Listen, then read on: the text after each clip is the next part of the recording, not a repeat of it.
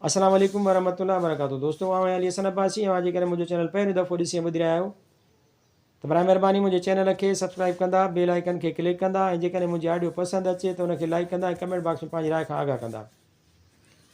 किताब जो नालो आहे माहवार अमरता, शुमारो नवंबर 2023, छपाईंदड़ अमरता पब्लिकेशन हैदराबाद सिंध, वलीराम वल्लभ जो विछोड़ो, एडिटर वटां। अज़ीज़ान मन, पूरे महीने जे पुॼाणीअ बाद नवंबर 2023 ईस्वी जे शुरूआती ॾींहंनि में हाज़िरी भरे रहिया आहियूं।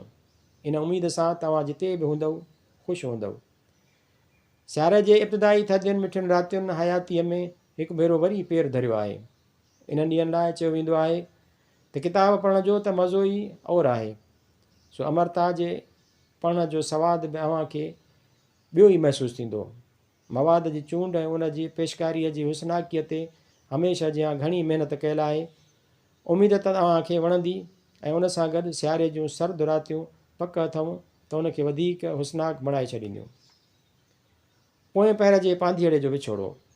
मुहिबान अदब, 29 अक्टूबर 2023 जे राति जो 1 वॻे धारे सिंधी ॿोलीअ जे निशान बर मुतरजम, शाइर, लेखक ऐं हिकु बेलोस इंसान वलीराम वल्लभ साहिब सिंध ऐं सिंध वासियुनि खां मोकिलाए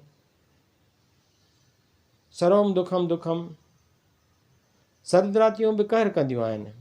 विछोड़े जे रहणनि खे अहिड़ो त पोसराईंदड़ बणाए छॾींदियूं आहिनि जो लॻंदो आहे त समूरी हयातीअ उन्हनि सॼे वजूद खे पोसरायो हुजे ऐं उन पोसराइण कारण अखियुनि मां लुड़क लारूं करे वहंदा रहंदा आहिनि।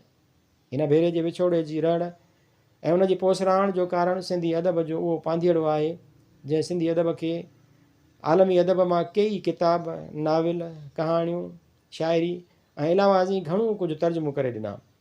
पर नंढे खंड जे वॾी लेखिका कुरतुल हैदर जे नाविल सीताहरण खां पोइ हिकु ॿियो नाविल आख़िरी शब के हमसफ़र जो सिंधी तर्जुमो पोएं पहिर जा पांधीअड़ा जे नाले सां तर्जुमो करे ॾिनो ऐं पाण बि हयातीअ जे विछोड़े वारी राति पोएं पहिर जो पांधीअड़ो बणिजी असां सभिनी खां मोकिलाए वियो।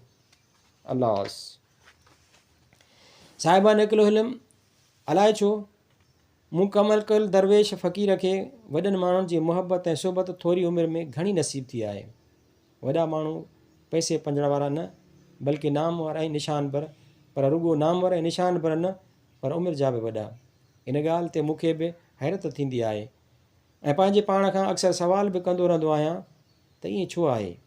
पोइ पाण खे पाण ई जवाबु ॾींदो आहियां त उहो कमु गो थोरो ॻाल्हाऊ, माठीणो, घटि ॻाल्हाइणु, घणो ॿुधणु, निवड़त ऐं निठाई कारण आहे। पोइ क़िबला ॾाॾाई साहब, डॉक्टर प्रधान साहब, जनाब यार मोहम्मद लिगारी, सलीम बचाणी साहब, मुराद अली मिर्ज़ा साहब, जनाब नफ़ीस अहमद शेख नाशाद, प्रोफेसर डॉक्टर काज़ी ख़ादिम साहब हुजनि या वलीराम वल्लभ साहब हुजनि। नाला अञा बि घणा आहिनि। उन्हनि सभिनी मूंखे इज़त ऐं मुहबत ॾिनी आहे। वलीराम वल्लभ साहब सां कचहरियूं या मुलाक़ातूं के 10 या 12 हुयूं, पर उहे मुहित 10-12 हयातियुनि ते हुयूं। साणनि गॾिजी नवल राय हीरानंद हाई स्कूल हैदराबाद जो कयल दौरो यादगिरियुनि जा कई ताक खोले छॾे थो। उहा हिकिड़ी विज़िट जेका असां ॿिन्ही फ़क़ीरनि गॾिजी कई सा का विसारण जी कोन्हे।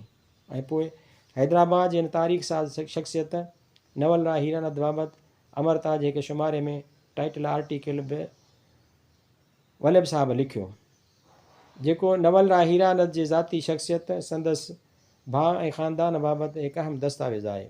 वलीराम वल्लभ जहिड़े फ़क़ीर मनश जे विछोड़े ते मूं फ़क़ीर पारां अमरता जी हिन 134 शुमारे नवंबर 2023 जो हिकिड़ो भाङो मुहबतुनि ऐं अक़ीदतुनि जे ख़िराज तौरु अर्पजे थो। जेतोणीकि हीअ अरपना वल्लभ साहब जी शख़्सियत, निस्बत ऐं सिंधी अदब लाइ कयल ख़िदमतुनि जी कथ कोन्हे। वलीराम वल्लभ साहब हिकिड़ो सचो दरवेश ऐं फ़क़ीर सिफ़त माण्हू हो। न कंहिंजे ॿिनि में हो न चइनि में। पूरे यकीन सां थो लिखां त संदसि रूह स्वर्ग में कंहिं ऊची जाइ ते आरामी हूंदो। असांजो खेसि अमरता रस्ते आख़िरी परिणाम। न्याज़मंद फ़क़ीर मोहम्मद ढोल। अरपना अमरता जो ई शुमारो साईं वलीराम वल्लभ जे नाहे। 18 अगस्त 1941 ईस्वीअ खां 29 अक्टूबर 2023 ईस्वी शम्स चैम्बर जे 3rd फ्लोर जो कमिरो जेतिरो थधो हूंदो हुयो साईं वलीराम वल्लभ जो सुभाउ तंहिंखां 1000 भेरा मथे हूंदो हो। 1970 ईस्वी वारे ॾहाके जे आख़िर में संदन पहिरियों भाकुर नसीबु थियो हो, शायदि 1978 हुयो या 1979 ईस्वी। इल्मु अदब जे मैदान में कागरनि जा थाह खणी हर हिक वटि वञिबो हो, कहाणी पेश कई वेंदी हुई ऐं मोट में हिकु कड़ी निगाह पले पवंदी हुई। जेतोणीकि लिखण जो सिलसिलो 1975 ईस्वीअ खां शुरू थी चुको हो, पर पज़ीराईअ जी का दिलनशीन सूरत साम्हूं न पई आई। उहो ई दौरु हो जॾहिं मथे ते साईं अनवर हालाई साहिबु ऐं साईं सैद ज़फ़र हसन जो हथु ॼण त धरिजी वियो। हालाई साहिब वटि गुलफुल में हर रोज़ु कमु करण जी सआदत नसीबु थींदी हुई ऐं साईं ज़फ़र हसन वरी सिंधी अदबी संगत शाख जामशोरो जे अदीबनि सां ख़ासि मुहबत जो इज़हार कंदे नवनि अदीबनि खे तेज़ीअ सां अॻियां आणींदो हो। साईं ज़फ़र हसन जी ख़ासि आदत उहा बि हूंदी हुई त हू नौजवान लेखकनि खे पंहिंजे दौर जे वॾनि लेखकनि सां मिलाइण लाइ ऐं संदन तालिक़ जोड़ण लाइ को बि मौक़ो हथां न विञाईंदो हो।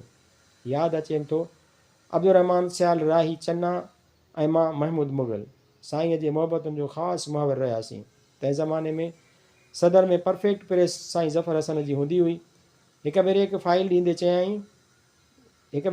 ॾींदे चयाऊं वलीराम सां मिली अचो, ही कागज़ खेसि पुॼाइणा आहिनि। तंहिं ज़माने में भलो भल जो छे ई न हो। सिंधी इल्मु अदब जे आसमान ते कहिड़ा न रोशन सितारा चमकंदा हुआ। कहाणीअ जे मैदान में साईं तारिक अशरफ, साईं ज़फ़र हसन, साईं नजम अब्बासी हिकु तरफ़ हूंदा हुआ त शाइरीअ में वरी न्याज़ हमायूनी जहिड़ा पुख़्ता कद वजूद पाण पसाईंदा हुआ। उन ई दौर में तर्जुमे जे दुनिया में अहम तरीन नालो हो साईं वलीराम वल्लभ जो। पहिरियों भेरो ख़ौफ़ वेचा मिलियो हुउसि त भाकुर पाए चयो हुआऊं, तव्हांजे नाले खां वाक़ुफ़ु आहियां। ज़फ़र ॿुधाए थो त तव्हां ॾाढो तेज़ीअ सां अॻिते वधी रहिया आहियो। 4 ॾहाकनि खां मथे उहो सफ़रु तइ थी चुको आहे। उन्हनि 44-45 सालनि में साईं वलीराम वल्लभ सदाईं मूं ते ज़ाती तौरु शफ़क़त जो हथु रखियो।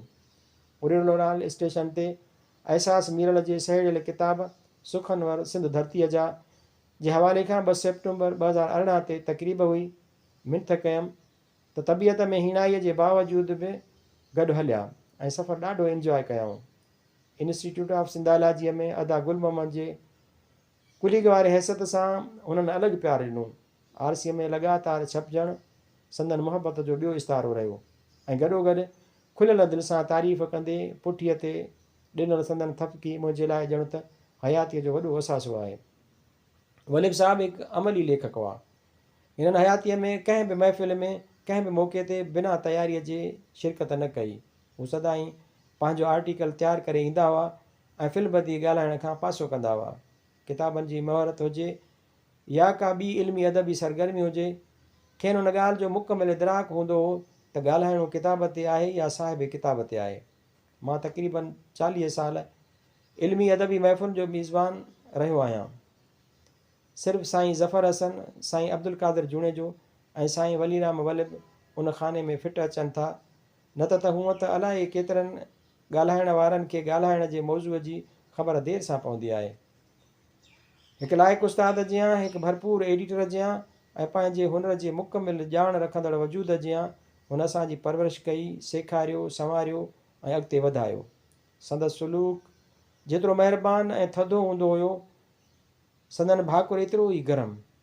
अंदर में उहो अहसासु कर खणे थो त हीरा जवाहिर कंहिं दौर जा पंहिंजे नसुल जा आख़िरी इस्तारा आहिनि, जिन खां पोइ उन्हनि जहिड़ो को विरले वरी अचिणो आहे।